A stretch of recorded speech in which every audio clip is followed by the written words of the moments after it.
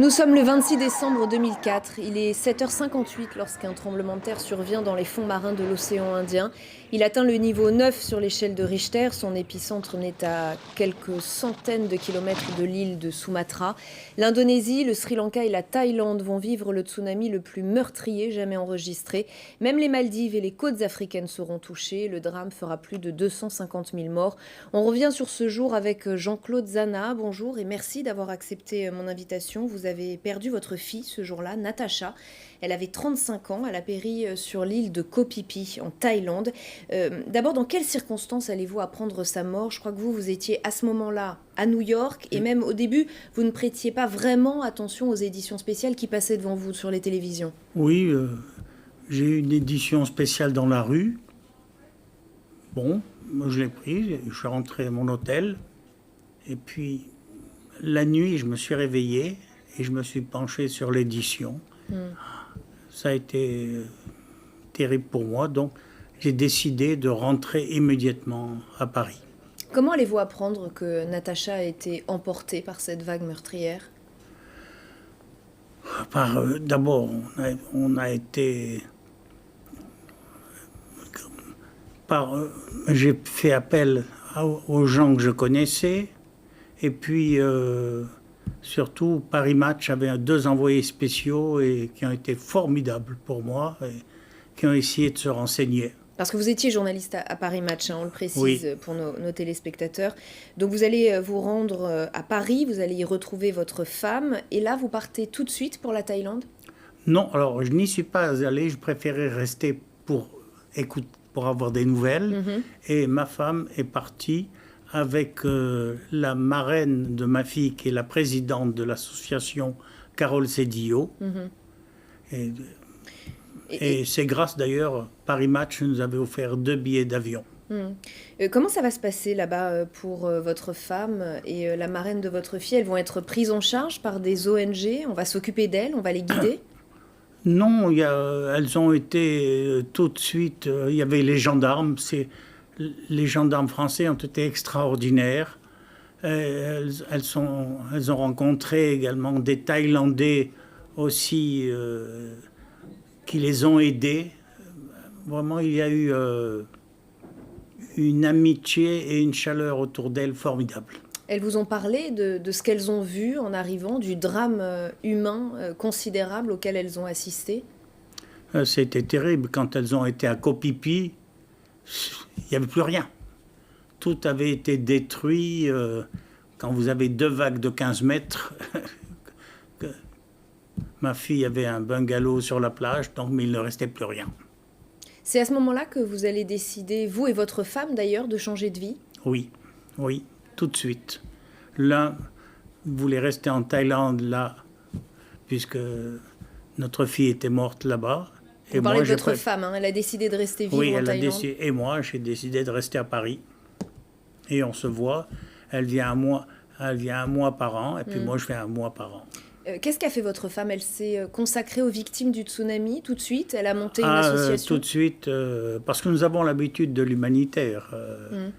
Ma femme avait été une des créatrices de Dessine-moi un mouton, et ma fille avait été l'une des créatrices de L'Enfant Bleu. Donc on connaissait déjà l'humanitaire. Vous disiez, j'ai lu plusieurs interviews de vous au moment du drame, vous disiez que vous aviez une vie mondaine, un peu superficielle, des choses que vous avez... Disons qu'à Match, je m'occupais des spectacles, de la mode, des livres, du cinéma, du théâtre. Oui, c'était une autre vie. Et c'est ça qui vous a fait vous tourner vers l'humanitaire comme votre femme et votre fille, Oui, ça a oui. été déterminant? Mais bien sûr, les autres existent. Et vous vous êtes lancé à corps perdu dans cette association, Nat Association, avec votre femme. Dites-nous précisément comment est née cette structure et ce qu'elle fait aujourd'hui, ce qu'elle a fait au départ, puis ce qu'elle a fait ensuite. Bien, on a, avec Carole Sedillo, on a créé cette association, loi 1901. Beaucoup de gens nous ont rejoints. Et donc, on a décidé de faire le maximum pour les enfants en Thaïlande. Les orphelins? Beaucoup, il y a eu beaucoup d'orphelins du tsunami, donc on a voulu immédiatement les prendre en main. Et puis bon, une école allait fermer, une petite école, donc on l'a prise en main. Et puis après, on a construit une école maternelle, on s'est occupé d'autres écoles, plus aujourd'hui on s'occupe de l'hôpital de Krabi pour les enfants et d'un centre pour les enfants autistes et handicapés mentaux. Et là, j'en suis fier parce que je rejoins Lino Ventura. Votre femme Elisabeth, on l'a dit, a fait le choix de s'installer en Thaïlande, tout près de là où Natacha est décédée. C'était important pour elle. Comment elle vous explique ce choix et pourquoi vous ne l'avez pas fait? Moi, je préférais rester à Paris. Bon, j'avais aussi du travail. Bon, donc il a fallu quand même faire un choix. Et puis les enfants d'abord. Votre fille avait fait le choix d'aider les autres. Elle avait commencé à mettre en relation des enfants handicapés avec des dauphins. Et les dauphins. Elle a créé également Réseau Cétacés pour s'occuper des baleines et des dauphins. Aujourd'hui, vous avez le sentiment de poursuivre son œuvre, de continuer ce qu'elle avait commencé? Ah oui. Vous êtes apaisé aujourd'hui ou toujours en colère? Il y a eu beaucoup de colère au départ. On a toujours un fond de colère, mais bon, on ne peut rien changer à ce qui est arrivé. Une colère contre quelque chose en particulier? Quelqu'un en particulier? Ah non, beaucoup de gens m'ont dit, est-ce que tu en veux à Dieu? J'ai dit que je ne vais tout de même pas faire un procès à Dieu. Non.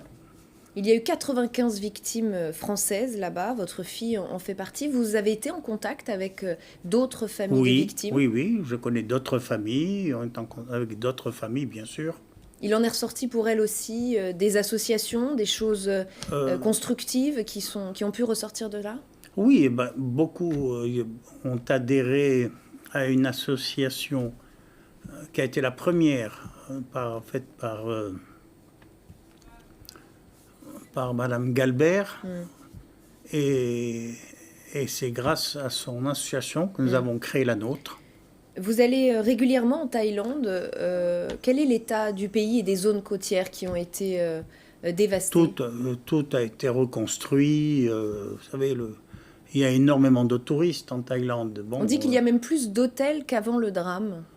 Oh, il y en a. Oui. Les habitants restent traumatisés. C'est une date qu'ils commémorent. Certains, oui. D'ailleurs, beaucoup ne veulent même pas aller se baigner. Traumatisés par la mer. Jean-Claude Zana, si je vous demande de terminer cette phrase, le 26 décembre 2004, c'est le jour où? Que me répondez-vous? Le jour où je n'ai pas pu surmonter l'insurmontable. Merci beaucoup, Jean-Claude Zana, d'avoir accepté de partager ce terrible souvenir avec nous et de nous avoir livré votre sentiment et votre émotion. Merci, Jean-Claude Zana. L'information continue sur LCI.